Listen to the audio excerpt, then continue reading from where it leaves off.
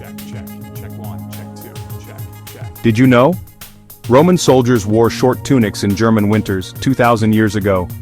Today, our emissions trap the heat of 7 Hiroshima bombs every second. Just 100 companies cause over 70% of emissions since 1988. Mind-blowing? Let's separate myth from truth. This video is not a call to panic, and it's not a soothing lullaby meant to ease your conscience. It's something else, a pause, a breath, an invitation to think and to learn. We'll walk through 5 chapters, each bringing a layer of perspective. First, a look back. Earth's historical climate cycles, from Roman vineyards to the Little Ice Age. Then today's reality, what science and real people reveal about the climate we live in now. Next, the myths. We'll challenge the common misconceptions, from climate denial to alarmist exaggerations. Then, nature versus humans. How our emissions compare to geological forces like volcanoes and solar shifts. Finally, the paradox.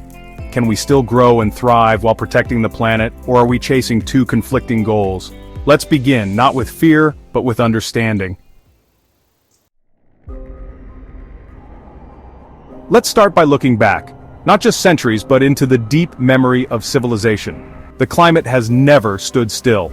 Around 250 before Christ to 400 in the current era, Europe warmed. Winters were mild, crops flourished, Roman farmers grew grapes in what's now chilly terrain. Soldiers stationed in Germania wore short tunics, not as an act of courage but because they could. Vineyards reached further north than we see today, and Roman trade routes flourished in part thanks to predictable growing seasons and a favorable climate. My grandfather, a classical historian, used to tell me how Roman writings described grape cultivation in southern England.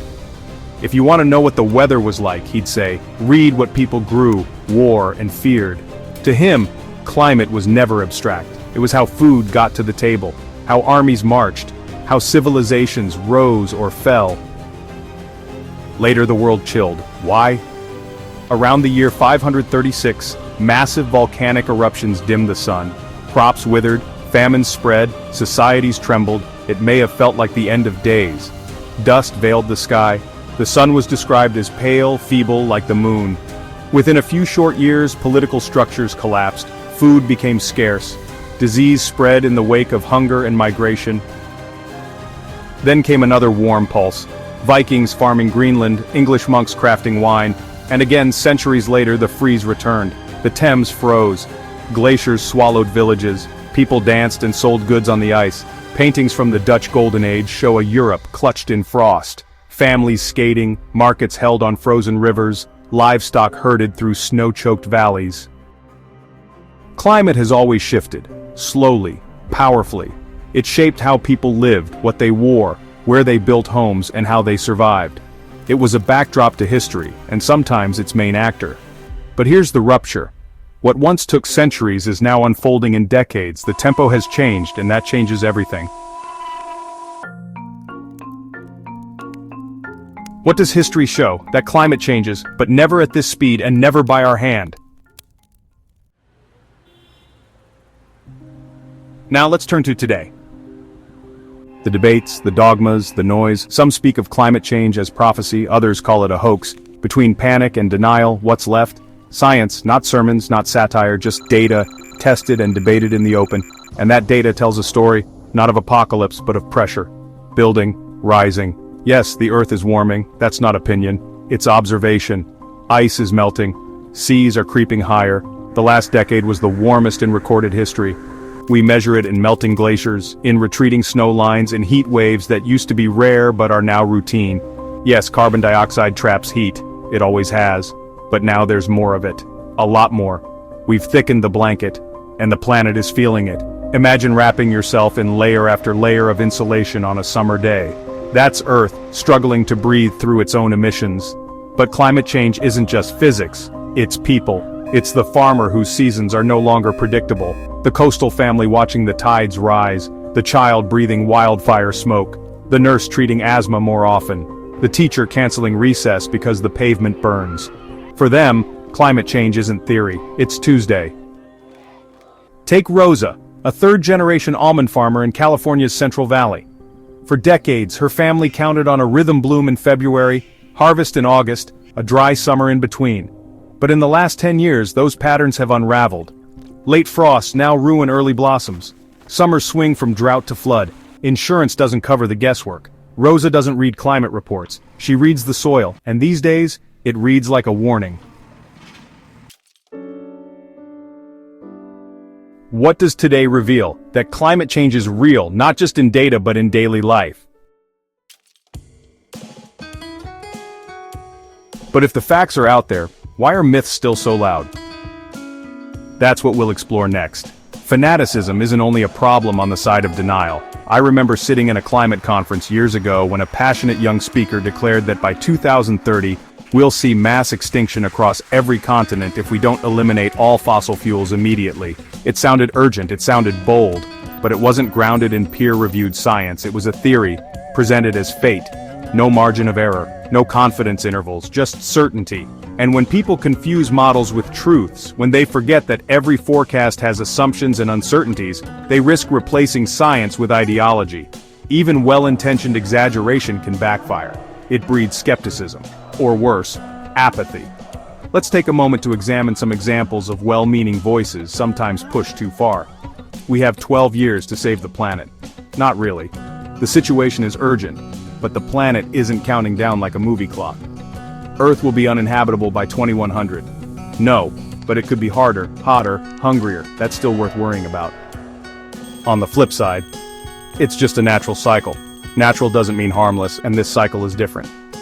CO2 is plant food, yes, but even plants can get too much of a good thing, especially when it comes with heat waves and floods.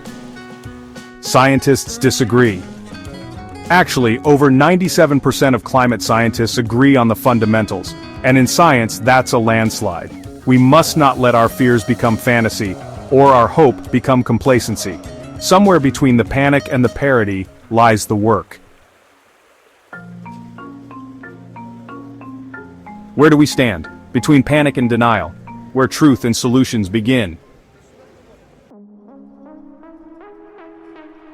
In this chapter, we'll explore how human activity stacks up against nature's own climate forces, volcanoes, solar cycles, and the deep rhythms of Earth itself. Volcanoes can darken the skies, solar cycles ebb and flow, Earth's orbit wobbles. These are the rhythms of our planet, slow, ancient, powerful. When Mount Tambora erupted in 1815, global temperatures fell, crops failed. It was dramatic, but brief. The ash cleared, the sun returned. Solar variations?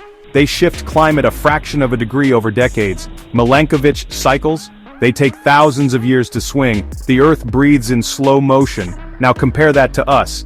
Since the Industrial Revolution, we've filled the sky with heat-trapping gases. We've driven CO2 levels higher, faster than any natural process in known history. That's not a rhythm, that's a rupture. CO2 doesn't fade like volcanic ash. It lingers, it accumulates, and it changes the rules. We've altered the very chemistry of the sky. The atmosphere now carries a human fingerprint. Let's be clear, nature is powerful, but today, the most disruptive force in the climate system is us. We are the new volcano, the new asteroid, the shaping force.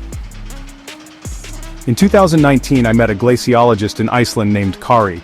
She had spent years measuring the retreat of the Breiðamerkurjökull glacier. Every season, her camp moved further inland as the ice melted. She said it felt like watching a giant vanish. Not all at once, but piece by piece. You don't need a degree to see it, she told me. You just need to come back each year and notice what's missing. Are we stronger than nature? No, but we're faster, and that speed gives us a choice. Now we turn to the biggest paradox, our desire for progress and the environmental cost that often comes with it. Here lies the paradox. We want growth, comfort, connection, mobility, but we also want clean air, a stable climate, a livable future. And so, we're torn, because the world we've built, the cars, the planes, the power plants, still runs on carbon, and much of that carbon comes from a concentrated few. Just 100 companies account for most of the emissions since 1988.